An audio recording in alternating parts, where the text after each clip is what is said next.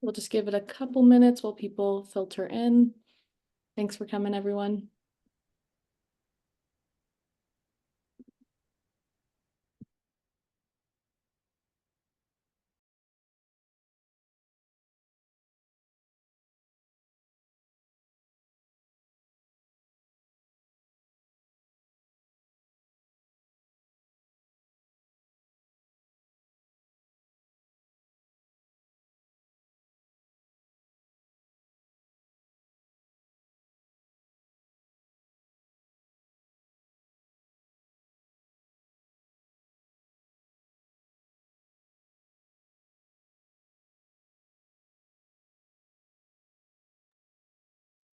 Hi, everyone. Welcome to the Tax Facts Lunch and Learn hosted by the Wyoming Tax Facts and the Equality State Policy Center. My name is Marissa Carpio. I'm the Policy Director for the Equality State Policy Center. ESPC is a nonpartisan, nonprofit, coalition-based organization advocating for fair elections and transparent government for all of Wyoming's communities. I'll be assisting today with questions that arise among the audience. Please use the Q&A feature to ask the speakers questions throughout the entire webinar. There's an option to submit anonymously if you don't want your name attached. And as we only have an hour, we're unlikely to get to all of the questions that you all ask, but we appreciate your patience and attentiveness during the webinar. And with that, I'll pass it along to Sue Summers to introduce the speakers.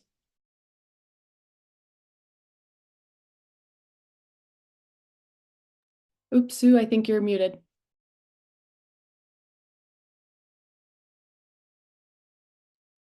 So sorry.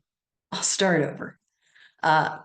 Welcome, everybody, and thanks, Marissa. I'm Sue Summers, co-founder of Wyoming Tax Facts, a grassroots coalition committed to a stable economic future by increasing tax literacy in our communities and promoting tax reform. Wyoming Tax Facts is a sponsored project of the Wyoming Community Foundation. Learn more about us at wyomingtaxfacts.org.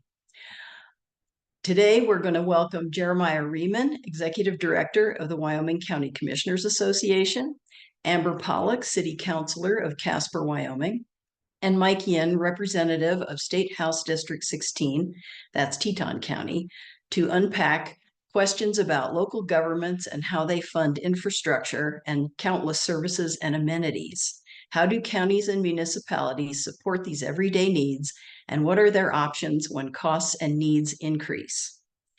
We're going to start with Jerimiah, who'll provide an overview of local government revenue sources.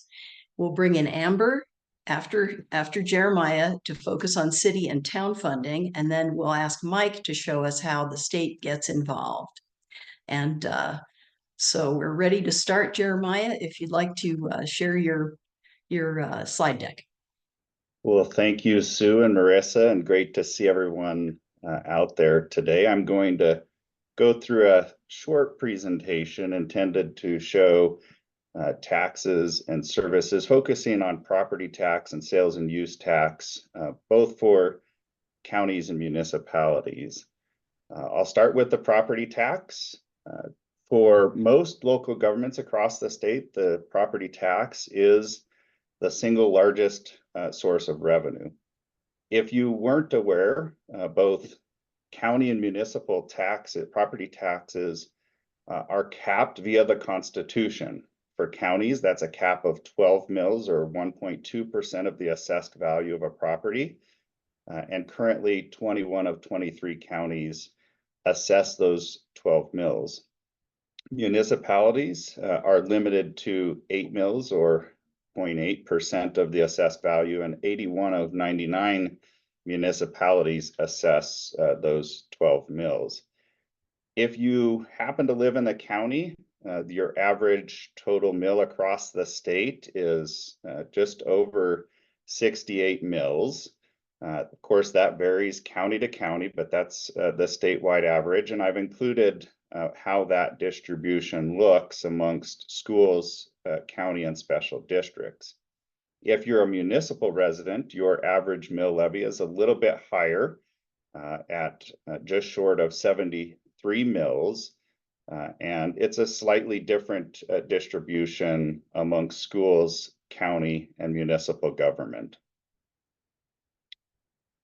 I show this slide, and I'll do one similar for sales and use tax, to group our counties across the state to give you a visual representation of where most of the property taxes are collected. As this demonstrates, 73% of our property taxes are collected in 7 counties. That can be important when you're talking about the rates and distribution and how these things might be changed and who might benefit from or perhaps be harmed most by those particular changes. As it relates to property taxes, the counties are working on final numbers, but you'll remember this last legislative session, a 4% cap was put in place on residential property tax increases. The total impact appears to be about a $300 million plus reduction in property taxes statewide. To take a finer point on that, it appears that about 150 million of that is attributed to one county, Teton County, and the residential property taxes there. Why does that matter? Well, Teton County is a recapture district for schools, and roughly 100 million of that $150 million would have gone to schools either in Teton County or elsewhere around the state. We'll have final figures here before too long, but that's just a quick snapshot of what I've understood it looks like. And Jeremiah, Yep. just before we move on, if you Sure. move back one, we do have a Yep. question already. And I think this can go to everybody, but maybe we'll start with Jeremiah and then go to Representative Yin and then Amber. The question is, if our property taxes are cut in half, will we have essential services like hospitals, police, road maintenance, and ambulance services? So I know it's a big question, but we'll start with you, Jeremiah. It's a critical question. The answer is not easy, and the answer is complex and will look different for every community around the state.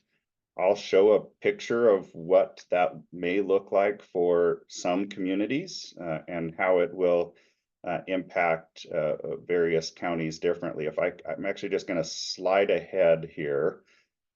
This is a slide that shows how much residential property tax makes, or how much of the residential value makes up of property taxes in any given county and then their county seat.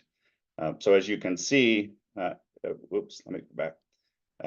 It varies in terms of the impact, everywhere from 3.2% of residential property taxes make up Converse County's overall property tax scenario, whereas Teton County, it's nearing 87%.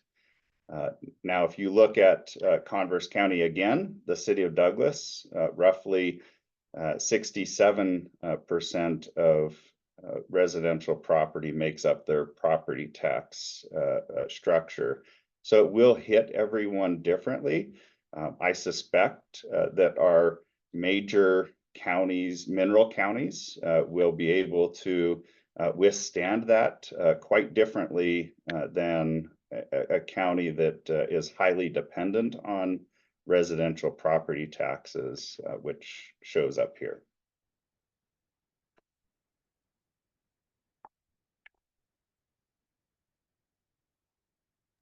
Thank you. Mike, do you have anything to add on to that? Yeah, I mean, I think Jeremiah really made it very visible in the chart. It really just depends on how much a county or municipality is dependent on property tax revenue. So, for example, the town of Jackson, we don't, we do half a mil, I think, for our municipal property tax. But for the majority of the revenues from town all come from sales tax, right? Because we're a tourist community, we have a lot of sales tax revenue. And so municipal services might not be more affected, but county services certainly would be, because our county is very heavily dependent on the property taxes to fund a lot of the county services. Thank you. And Amber, any last notes? I would just concur as an example of that. A number of the things that were listed there in terms of, if property taxes were cut in half, would these things be funded? In municipal government are currently unlikely to be funded with property taxes as it is. So like road maintenance, for instance, we don't fund that through property tax, we fund it through sales tax. So it's, that particular type of cutting of taxes wouldn't affect that here in the municipality, but certainly everybody's nuance to that answer, I think, adds the further color that is necessary to consider that question. Great, thank you. And sorry to interrupt, Jeremiah. No, it's perfectly fine. And Marissa, if I just carried it one bit further, obviously I represent counties and Amber represents municipalities. The other part of this equation, of course, is special districts. And that certainly, if you're talking about a fire district, the bulk of their revenue, if not exclusively all their revenue, is generated from property taxes, and a 50% reduction, no doubt, is going to have an impact on those particular entities. And the one caveat I wanted to add to that town versus county distinction, in Teton County, and I'm sure there are other counties, we have joint agreements with town and county to have joint services. And so, for example, our Start Bus is a joint service between the town and the county, and that would obviously be diminished if one of the entities, the town or the county, was not able to fund it, and it would still have that after effect of hurting the town, even though the town isn't the, while the town is a beneficiary, it's not the sole funder of the service. The next slide I wanted to show is to really demonstrate that no mill is alike. It really depends on the county that you're in. As you can see from this slide, Campbell County has the largest collection per mill assessed at $5.7 million. By contrast, it takes 34.6 Niobrara County mills to equal one Campbell County mill. That's a significant difference between those counties. Campbell County obviously benefits quite greatly from minerals. The one other distinction on this chart that I'll just point out is Teton County. Its revenue driver is residential property. So although it's at $3.8 million per mill, that's generated from residential property, not minerals like some of the other counties that exist here. So if residential properties are taken out of the equation for Campbell County, again, it probably doesn't mean that much. It's a few $1 million worth of a budget hit. But for other counties, if you took residential property taxes completely off the table, Teton County is going to lose the $3.8 million times whatever mills it assesses. I already pointed this out, so I'm going to skip through it and head to sales and use taxes. Statewide, of course, there is the 4%. 31% minus 1% that goes to administration through the state goes to local governments. The 2023 share of local government funding is mentioned there. It is important to note that distribution for sales and use tax under the statewide system first goes to the source of sale and second to proportional population. What that generally means is that municipalities take a greater share of sales and use tax than counties would. I'll just talk a little bit about the local option tax, sales and use taxes, the so-called 5th, 6th, and 7th pennies. Some may say 5th penny meaning a general purpose penny. There's a problem in doing that in the fact that you can actually have two general purpose pennies. So it's important to take a step back and and understand that counties and municipalities have the ability to assess up to 3 additional pennies, but the mix is up to those local jurisdictions. And I've included the increments that mix can look like. As it stands today, 21 of 23 counties have a general purpose penny. The 2 counties that do not are Sublette and Park counties.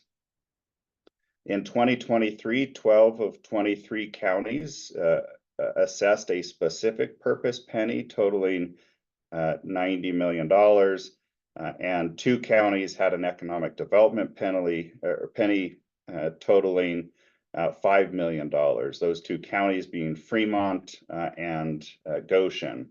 They're fractional pennies, they're not full pennies in both of those cases.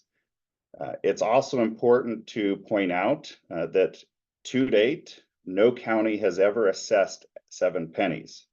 There have been several counties that have brought that issue to the voters, but it's never been approved. We've never moved above, even in a fractional sense, never moved above 6 pennies.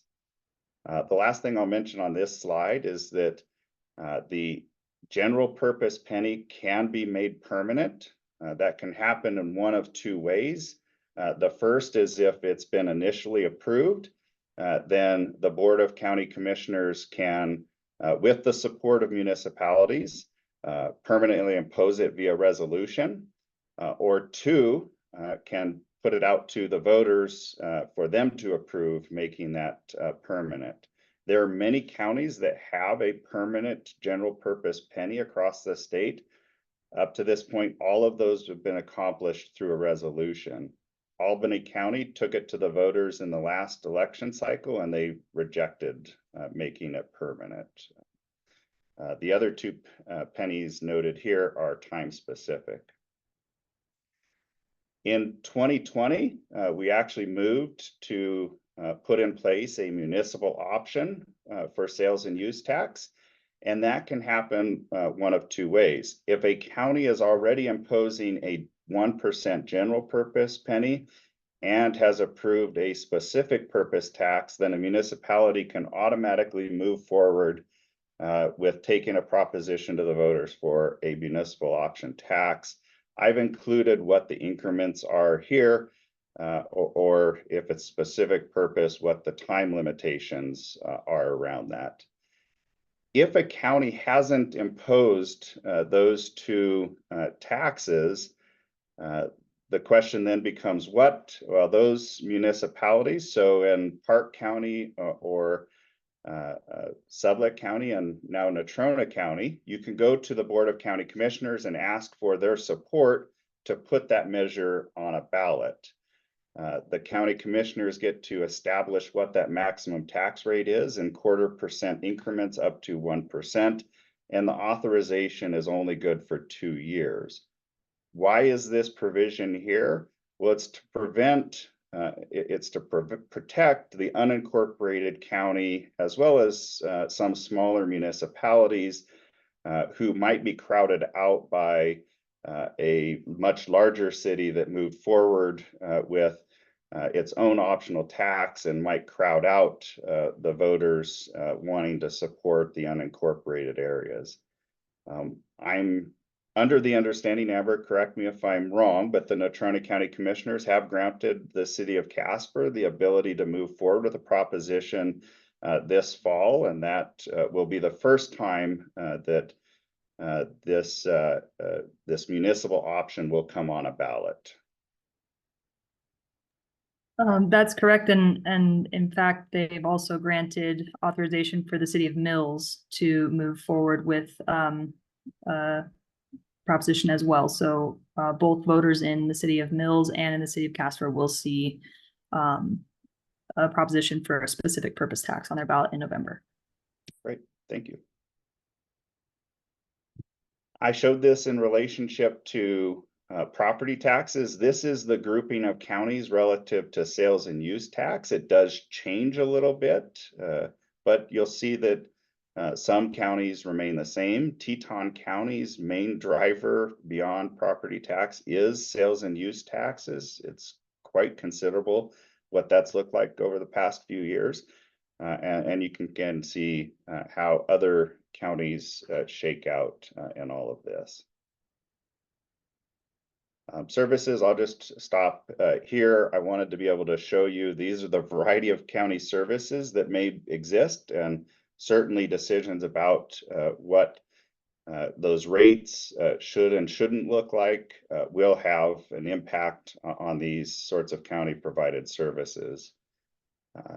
And I'll just note that we put out a much broader document that shows all of the various county revenue sources.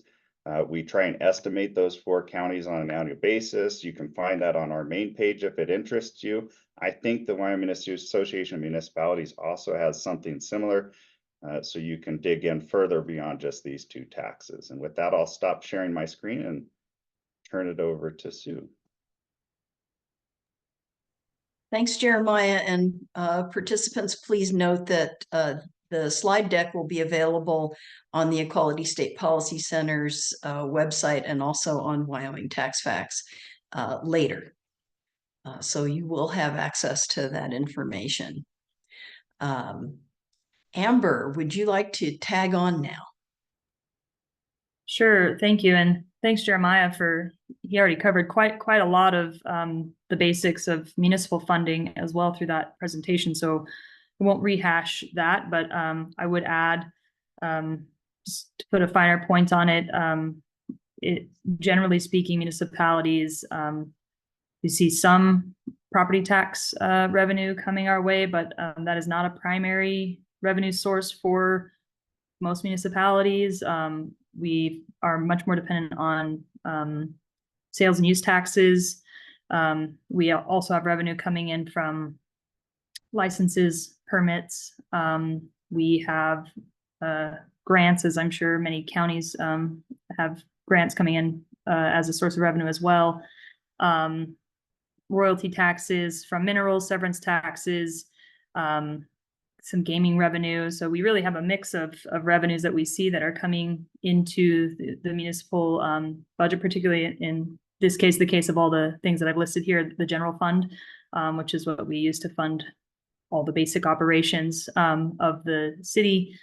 And so we do see a mix, but they're certainly skewed pretty heavily towards sales and use taxes. And then from there, a number of other smaller buckets of revenue that are coming in.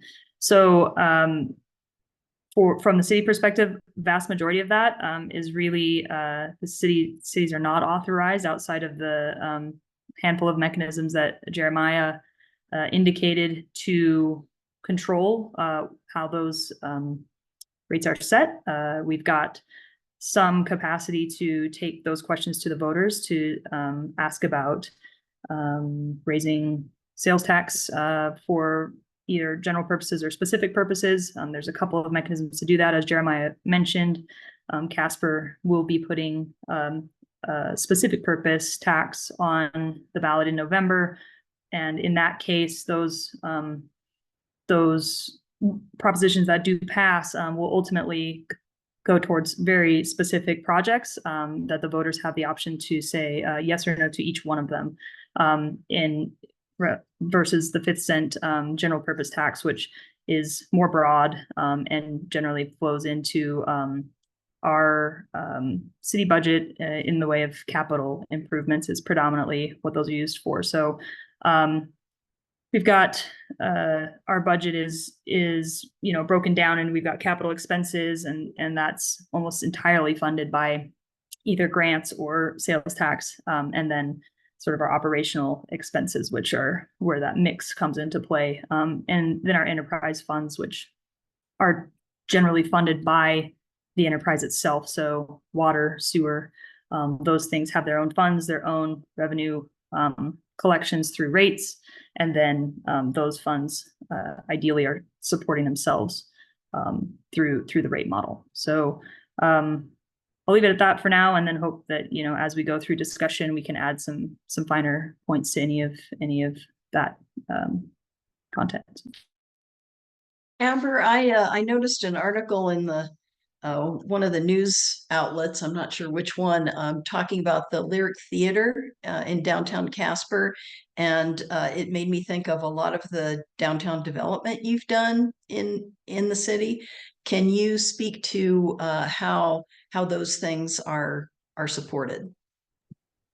Yeah, there's a couple of initiatives that have supported the variety of developments that we've seen downtown. Vast majority of it has been private sector development.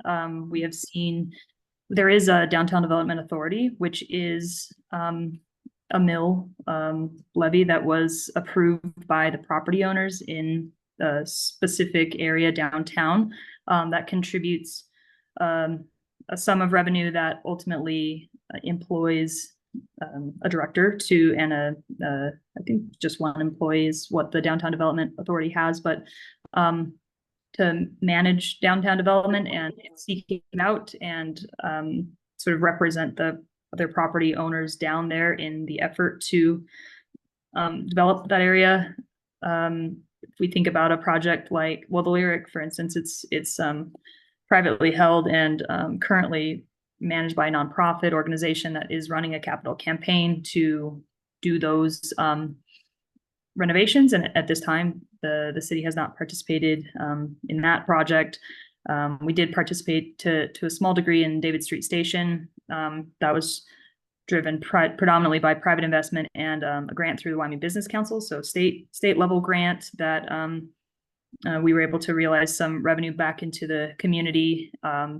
And that was matched by significant private donors to build that facility. So again, you kind of see a mix of pieces of revenue coming from a variety of different sources to pull those things off typically. But, certainly in downtown development, emphasis on private development, private sector contributions that can be amplified or supported by some specific programs that the state may have and the Downtown Development Authority.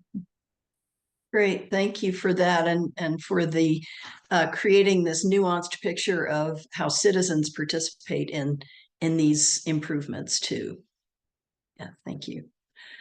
Mike, would you like to bring us home with some a state level view and other insights? Sure. I think maybe it'd be good to even go with a reminder of why we pay taxes in the first place. I think Benjamin Franklin is quoted as saying there's nothing certain in life except for death and taxes. So taxes, I think a good way to think of it is that taxes are part of the social contract that we have with the rest of society to make sure that we essentially have a functioning society. In some places, this is a bit more abstract, but in the United States and in the state of Wyoming, we actually have a social contract that is very concrete, right? We have the US Constitution and we have our state constitution, and that really defines the role of both the federal government and the state government. And so our tax policy, taxes exist basically to implement the other parts of that contract of our state constitution. So whether it is county governments or the state government or our university or our K through 12 system, those are all pretty explicitly defined in our state constitution of why the taxes exist in the first place. And then that authority is essentially granted to the state government. So primarily the state legislature, who drafts bills that go into law when they are either approved or not approved and go into law without the governor's signature after the session. And so the state tax policy that we have in the state of Wyoming is primarily property taxes and sales taxes. A lot of our tax revenue still comes, and this has been covered before in many other tax facts for me, by mineral extraction. In Teton County, we have no mineral extraction at all, and so our county government and city government is paid primarily through residential property taxes and sales taxes. So as you can see that even across the state, there's a big variability of how we have a statewide tax policy and how it can make a difference between localities. based on the restrictions that the state places. So everything that the state and town can do is defined by both the state constitution and state law. So, for example, when we go through all those pennies and those municipal options, all of those got defined by a legislative session at some point, or multiple legislative sessions as the tax code changed. And so even in this last year, we made multiple changes to the tax code. We did 5 different things, I think, primarily. We funded and increased the veterans tax exemption. We created a property tax exemption for long-term homeowners. So folks that have been in Wyoming for a long time and are over 65. We increased the eligibility for the property tax refund program and increased the amount that we put into the property tax refund program. So the goal there is to help the folks that are hurt the most and with the ability to stay in their home, because I don't think anyone in Wyoming wanted people to get kicked out of their homes. And so that's why we widened that as wide as we could. And then that 4% cap. So the 4% cap is it's framed as an exemption. So it's an exemption that you automatically get that you don't have to apply for. And that gets around, so in our state constitution, there's a definition of equal assessment of land value. And so with that 4% cap, that kind of changes that, but because it's framed as an exception, it kind of gets around that as well.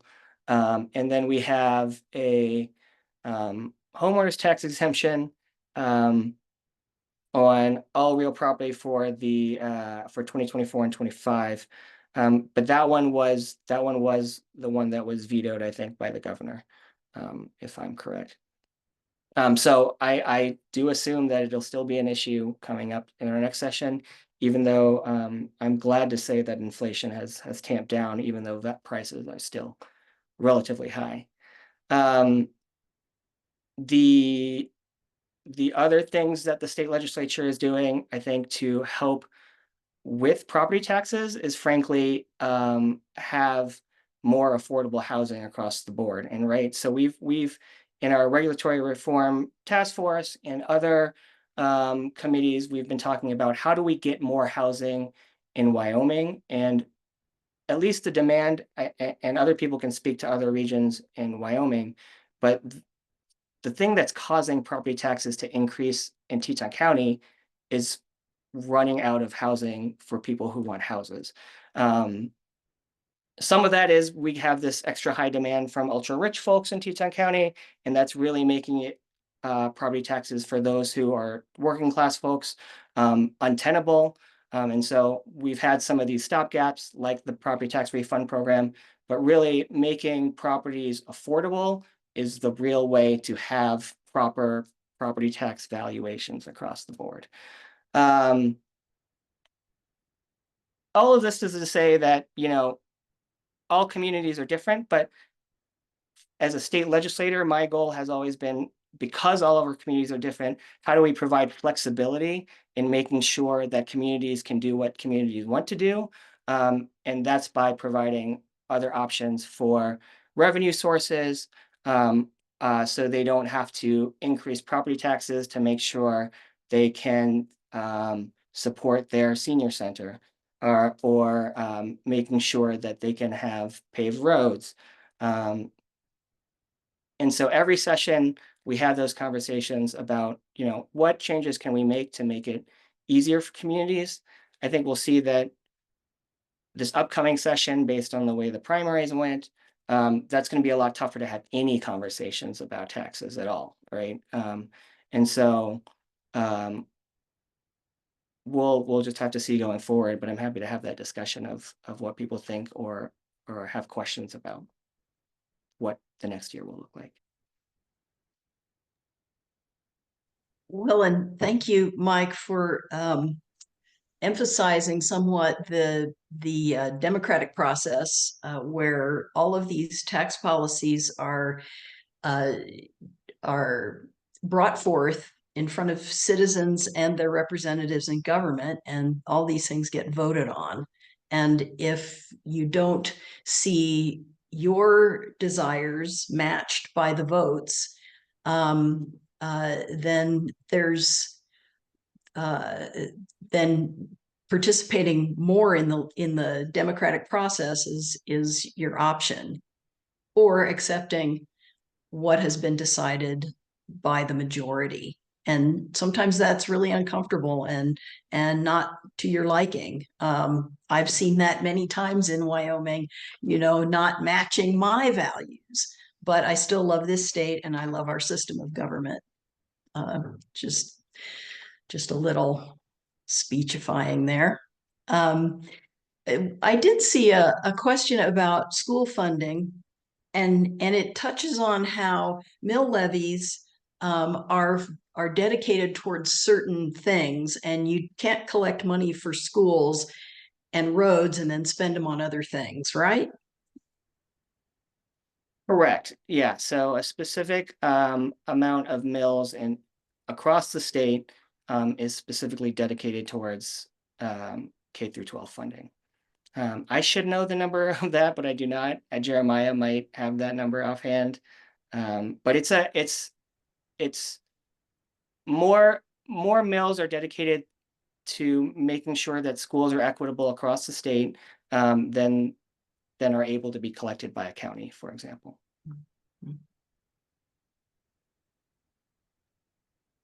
I was just gonna say, I apologize. I don't have the specific number of mills off the top of my head. It's in excess of 40 mills are dedicated strictly, but the percentage on average across the state is over 70% of property taxes are dedicated to schools. And so the amount of levers that a county or a town can pull to reduce a property tax is much less significant than the levers that the state legislature has to actually talk about property taxes.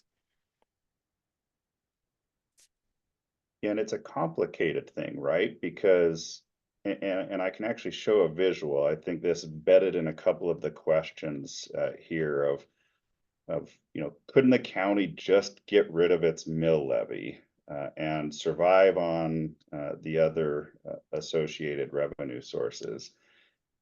And the short answer is yes, a county could do that, but I want to just show folks briefly a slide here that will kind of demonstrate some things, and I'll try and increase the size here. And I want to focus on this smaller box over here. So if the fair market value of your home is either $200,000 or $400,000 and the county got rid of its 12 mills, what would you save? If it's a $400,000 home, county gets rid of its 12 mills, you're going to save an average homeowner out there, based on the statewide mill levy, $456. If you just reduce the county mill levy by 1 mill, that homeowner is going to save $38. Now, what does that mean in terms of overall revenue? If you look at Campbell County, if they reduce their mill levy by 12 mills, they're going to lose $4.2 million in residential taxes, property taxes. But the county is going to lose $63 million total, because they're also losing the revenue from minerals in the same fell swoop there. So it's a big tax decision that each one of these counties has to make when they look at whether they want to reduce their mill levy. Yes, we will save homeowners something, but that comes at the expense of the primary driver and payer of taxes in some of these communities, and that's minerals. I hope that helps some of the answer.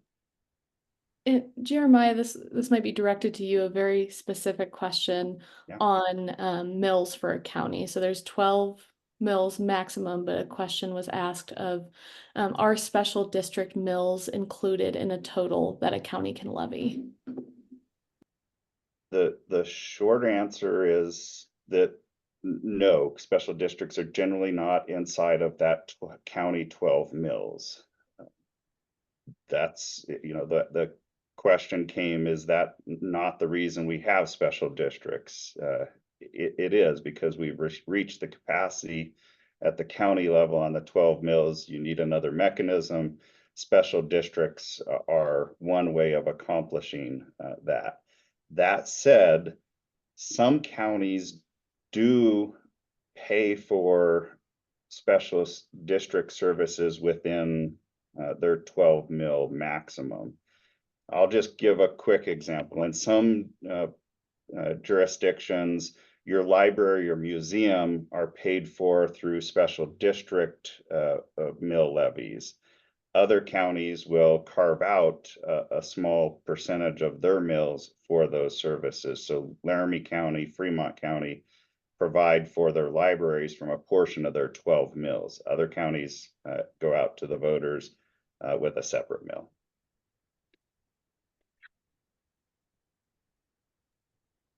I wanted to just add a little bit of color to the graph that Jeremiah brought up as well. I think Natrona, if they were to eliminate their 12 mills, would see a reduction in revenues of about 20 million. Can't remember exactly what it said, Jeremiah, but it was something like 20 million. Their total annual budget for fiscal year 25 is 63 million. So that would represent about a 1/3 reduction in that revenue chunk relative to what they spend annually.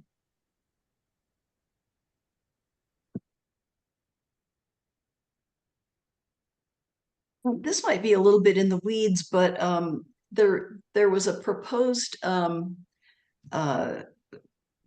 ballot initiative. I'm not thinking of the 50% cut. I'm thinking of the other one that separates out residential property tax from. Do I have that right? It creates a separate class so that there can be more differences between property tax sectors. Yeah. Can you folks explain that just a little bit and the pros and cons possibly? So this is language that I proposed in a revenue committee meeting a while back, and it actually got into a revenue sponsored bill to be a constitutional amendment to split out residential. So and maybe the others can correct me because I don't have the state constitution in front of me, but in our state constitution, we define separate classes of property, including of real property. So including agricultural and industrial, and then commercial and residential get lumped into all other. And so this all other category means that commercial property rates and residential property rates have to be exactly the same. In a lot of other states and localities, you can have these be different rates. And what we really need in Wyoming, I think, is some residential relief. And what we wouldn't necessarily want to do is give commercial relief if that commercial relief isn't really necessary at that point. But I think that's a now thing. But in the end, I think overall we should always have these be separate because commercial and residential are different.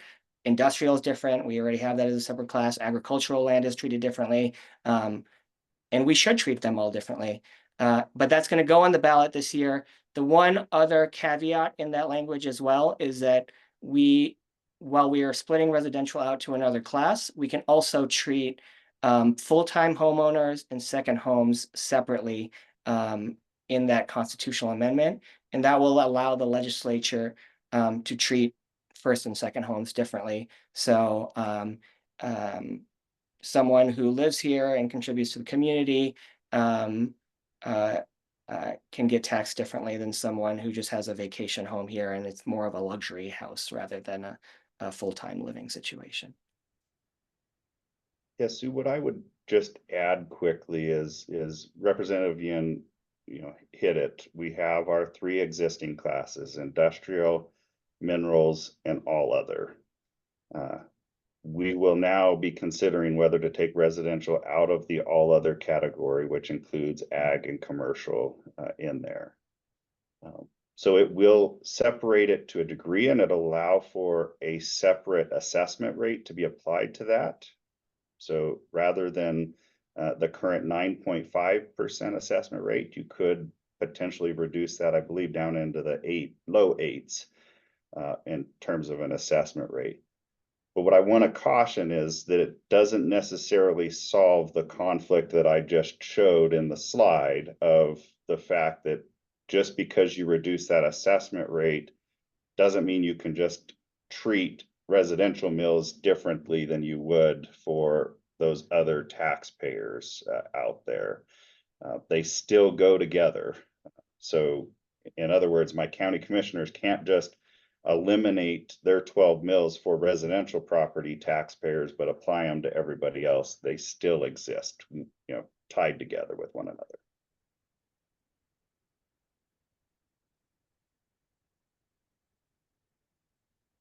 But I will advocate for voting yes on that on the ballot measure, though.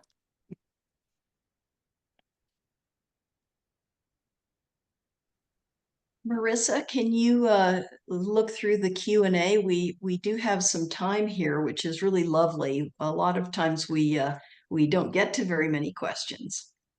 Yeah, of course. I'm actually going to try to smush two questions together, so it might be seamless and it might not be. But the primary election just happened last week, so we have somewhat of an idea of the makeup of the legislature for the next 2 years.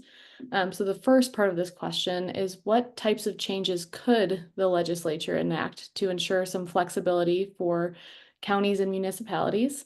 And then the second part of the question is, do you think that those measures are likely to be enacted in the next 2 years? And with your crystal ball, what's likely to be pushed?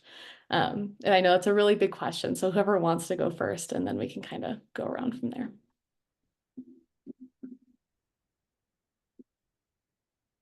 I've presented an option for the last couple of years of a local option for counties to implement a real estate sales tax. And so when a piece of real estate gets sold, have a sales tax on that. There is Wyoming is one of maybe like a handful of states that doesn't exist. And my goal was to actually make it so a county could put the option to the voters and have them decide whether they want to implement it. Because I actually really like that we do that in Wyoming for a lot of our tax policy, because it really gives a sense of what the community actually wants for their tax policy to look like. I think we can do more things like that and provide more flexibility like that. Whether it's possible,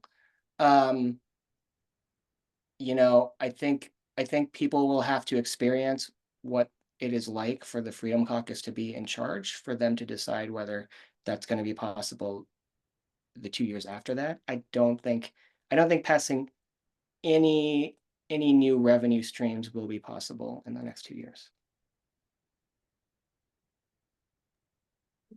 I would concur, and I think it's a little bit unfortunate in that regard, because right now we've got an incredible amount of pressure building around property tax in terms of the pressure that homeowners are feeling and the burden that property tax bears in terms of funding all of the things that we pay for in our state. And so to me, having additional options where for a county or a municipality, we don't have to turn to things like an additional mill levy when people are already suggesting that their property taxes have gone up, and we know that they have, and that's putting a lot of pressure on homeowners financially. That's really not where I would like to see us try to also address revenue issues that we're seeing in our community, such as in Natrona with our senior services district. We know that this is a problem coming down the future. How are we going to fund these things? We know that our community is aging, and our only answer to that is more property tax, which I would really like to see, that not be our answer to some of these things, because I don't think there's room there to continue to put additional pressure on property tax. And so having the options, I think, would have the result of reducing some of that burden and that pressure over time.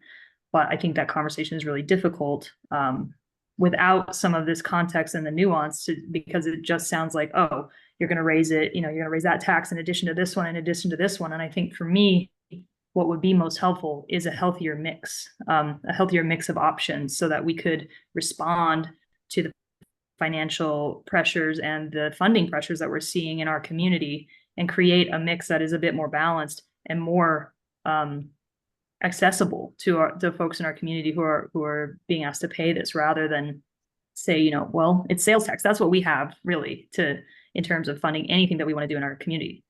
We also know that sales tax is not necessarily, that's a regressive tax, right? We know that it's not necessarily the best taxing mechanism, but it's really one of the only real options that we have. And so I think because of that, you see us having to turn to mechanisms that are not necessarily what would be most fair or most beneficial to our constituents, because we just don't have other options available to us. Yeah, I'm going to agree with everything that's been stated so far. It's my sense that we're going to see continued downward pressure on the existing revenue sources that we have, and we're willing to be a part of that conversation. I think the other element that's going to be important is we're tasked with providing a whole lot of services, which somebody over time has considered essential. And we're going to have some tough conversations about what's going to come off that list. Is the state going to pick that up, or is it just going to come off of our to-do list and not just be accomplished any further? So those are tough conversations to have, but we'll engage in them as necessary.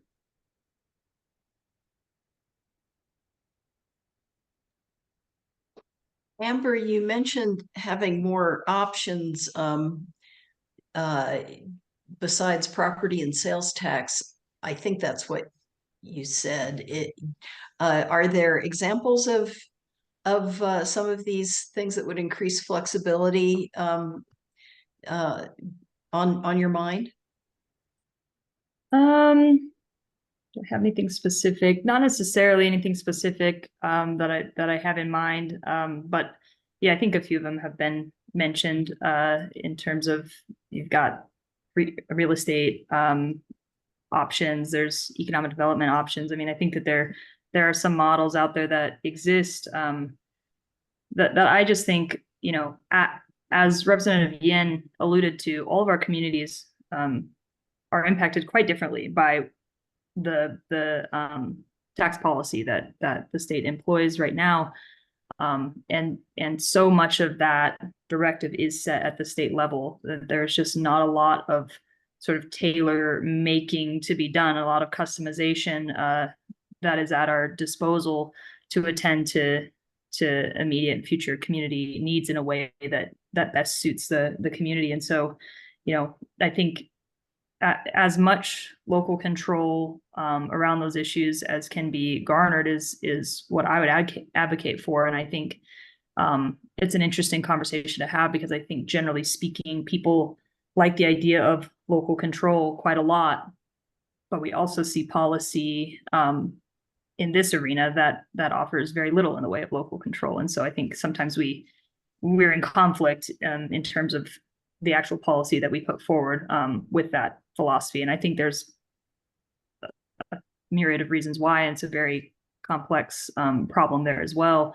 But I do think that is a conversation that I'm interested in having, is, what levers would be appropriate to provide to local governments that, the state can be comfortable with, the commission can be comfortable with, and the municipalities, can employ as they are seeing dynamic and shifting needs in their communities. So,